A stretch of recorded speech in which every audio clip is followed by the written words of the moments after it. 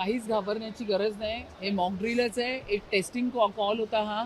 सगळ्यांना दिला होता आणि बरं आहे ना, येणाऱ्या काळामध्ये आपत्कालीन व्यवस्था पटकन काय कुठे झालं तर तुम्हाला तुमच्या मोबाईलमध्ये त्याचा कॉल येणार. कोणाला घाबरण्याची गरज नाही. आपण पुढे गेलं पाहिजे ना.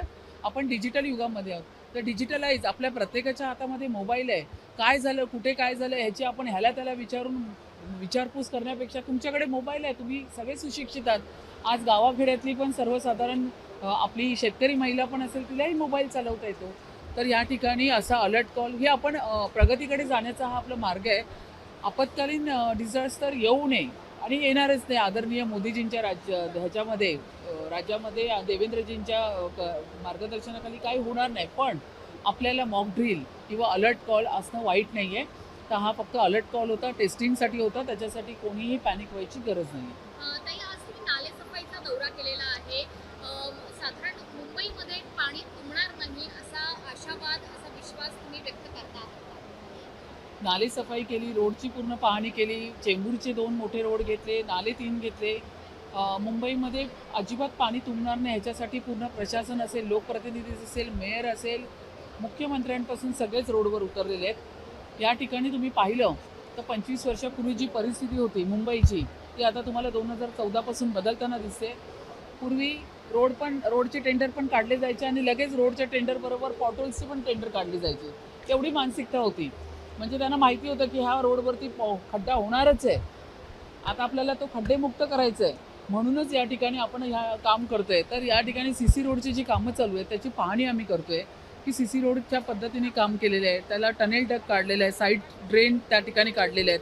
पाण्याचा निचरा व्यवस्थित झाला पाहिजे ह्याची सगळी माहिती, ह्याची संपूर्ण इत्यंभूत माहिती घेण्यासाठी मी रोडवरती यावेळी उतरली होती. त्याच पद्धतीने नाले सफाई किती % झाली आहे. मिठी नदी जवळपास 30% झाली आहे. त्या ठिकाणी जर माहुल नाला आहे तो जवळपास 29% झाला आहे. एक नाला आहे तो 5%च झालेला आहे. झोन 5 मध्ये फक्त 5% नाला झालेला आहे. बाकी ठिकाणी बऱ्यापैकी स्पीडमध्ये चालू आहे. बाकीचं पाहता जवळपास मेच्या एंडिंगपर्यंत 80% हे होणारच आहे. जे नाले स्लो चालले आहे साफसफाई तिथे आम्ही लक्ष देऊन आहोत. तर ह्या ठिकाणी तुम्ही पाहिलं तर लोकप्रतिनिधी असतील, प्रशासन असेल, लोकांचा पण सहभाग मिळतोय. तर 100% मुंबई तुंबणार नाही, मुंबईची तुंबई होणार नाही ह्याच्याकडेच आमचा पूर्ण प्रयत्न आहे. तुम्ही एक मिनिट आहे. तुम्ही जे अधिकारी दिरंगाई करताय, जे कंत्राटदार दिरंगाई करताय, तुम्ही म्हणालात की झोन 5 मधले नाले अजूनही साफ होत नाहीयेत, स्लो आहे काम. त्यांच्यावर कडक कारवाईचा इशारा देताय का त्यांना? मी माहिती घेतली झोन 5चा जो कॉन्ट्रॅक्टर आहे त्यांनी उशिरा काम करायला सुरुवात केलं. आता काय झालंय, मागे मी जेव्हा रिव्ह्यू मीटिंग घेतली होती तर बऱ्यापैकी कंत्राटदारांची मानसिकता पण दिसत नव्हती. मग त्यावेळी आपण नियम निकष जे ते शिथिल केले. पण त्यांना आपण आव्हान केलं की तुम्ही घ्या. तर त्यांनी उशिरा काम का केलं, पेनल्टी आणि हे करण्यापेक्षा त्यांच्याकडनं काम करून घेणं ह्याच्या मागे आम्ही जास्त लागणार. आता आपल्याकडे वेळ मेचा उरलेला आहे. तर त्या ठिकाणी कॉन्ट्रॅक्टरला कुठल्या असुविधा आहेत, काय प्रॉब्लेम होतोय का त्यांना साफसफाई करताना ह्याच्याकडे आम्ही लक्ष देऊन तो जितका जास्तीत जास्त गाळ काढता येईल ह्याच्याकडे आमचं लक्ष असेल. मुख्यमंत्र्यांनी नाराजी व्यक्त केली आहे का? कारण भाजपचे नगरसेवक सभागृहामध्ये महत्त्वाच्या प्रस्तावाच्या वेळेस उपस्थित राहत नाही. त्यांना काही नोटिसा देण्यात आलेल्या आहेत का? काही व्हीप जारी करण्याचा विचार आहे का इथून पुढे पक्षांतर? नाही, महत्त्वाच्या आता बजेट जेव्हा कन्क्लूड करायचं असतं त्यावेळी व्हीप जारी करावाच लागतो आणि शेवटला पण पोल होऊ शकतो. त्या अनुषंगाने आपल्याला करावं लागतं.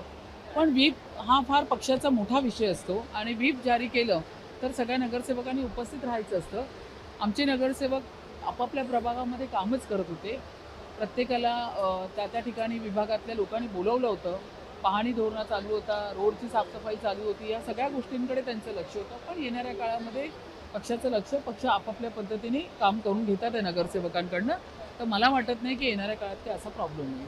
नागपूरमध्ये एक घटना घडली आहे धक्कादायक. एका 4 वर्षीय मुलीवर पुण्यामध्ये झाली आहे, नागपूरमध्ये नाही झाली आहे, पुण्यामध्ये झालेली आहे. CCTV मध्ये पाहिलं. अतिशय धक्कादायक आहे ही गोष्ट. त्या नराधमाला अटक तर केलेली आहे, पण मला फार वाईट वाटलं. त्या लहान बाळ निरागस होतं, हात पकडून त्याचा गेली. पण त्या 65 म्हणजे त्याच्या नातीच्या वयाची होती ती आणि त्याला जराही वाईट वाटलं नाही. मी तर बोलते फाशी देणं आता सोपं आहे, मरण यातना द्या त्यांना. मारायचं तर आहेच, त्यांना जिवंत ठेवूच नका असा मेसेज गेला पाहिजे की आपल्या मुंबई महाराष्ट्रामध्ये अशा विकृत प्रकारची जी माणसं फिरतात ना त्यांना हा मेसेज जाणं गरजेचं आहे. पण एक आई म्हणून मला खूप वाईट वाटलं त्या बाळाचं की ज्या पद्धतीने तिच्यावरती बलात्कार करून दगडाने ठेचून मारलं. जी होईल ती मोठी शिक्षा करा, पण त्या अशा लोकांना जिवंत ठेवू नका.